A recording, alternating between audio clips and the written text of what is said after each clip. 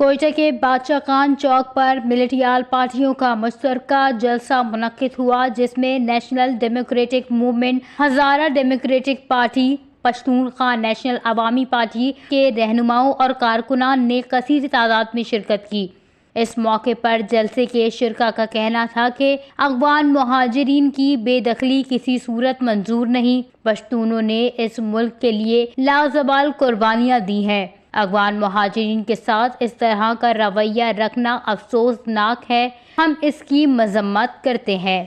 جی، ہمارا ایجنڈا بہت واضح ہے۔ ہمارا یہ جو افغان کڈوال کے ساتھ ناروا سلوک چل رہا ہے، یہ اپنا جو چمن پر لد بیٹھا ہے اس کے حق میں جس طرح سے یہ 2025 میں ہمارا مائنڈ اینڈ ایکٹ پاس ہوا، 18ویں ترمیم کو جس طرح سے پامال کیا گیا، ان کے خلاف ہمارا ایک مشترکہ احتجاجی تحریک چل رہا ہے اور کے مختلف ضلعوں میں مظاہرے ہوئے۔ آج آخری مظاہرہ جو کوئٹہ میں چل رہا ہے، ہم یہی اپنے جمہوری اور جو سیاسی مزاحمت کو جاری رکھیں گے جب تک ہمارے مطالبات نہ منے جائے۔ پروگرام جو ہے پاکستان میں بالخصوص بلوچستان اور کوئٹہ میں افغان مہاجرین کے ساتھ جو ناروا سلوک کیا جا رہا ہے اس کے خلاف مائنز اینڈ منرل ایکٹ 2025 جو خیبر پختونخوا اور بلوچستان کے وسائل کو وفاق کے زیر انتظام SIFC جو غیر قانونی ادارہ ہے اس کو دینے کے خلاف بلوچستان میں جتنے بھی بارڈر ہے، ڈیورنٹ لائن ہے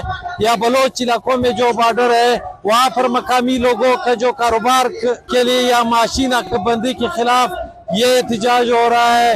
7 مہینے پہلے جو کوئٹہ شہر سے مصور خان کاکڑ کو جو اغوا کیا گیا تھا، وہ جو آج تک لاپتہ ہے، اس کے خلاف یہ جلسہ منعقد ہو رہا ہے۔ ان کا مزید کہنا تھا کہ افغان مہاجرین کو پاکستان میں رہنے دیا جائے، 3 MPO کے تحت تمام گرفتار سیاسی اراکین کو رہا کیا جائے اور مصور کاکڑ جس کو اغوا ہوئے 6 ماہ گزر چکے ہیں مگر آج تک حکومت اسے بازیاب کرنے میں ناکام رہی ہے، اس کو فوری طور پر بازیاب کرایا جائے۔ وش نیوز، کوئٹہ، بلوچستان۔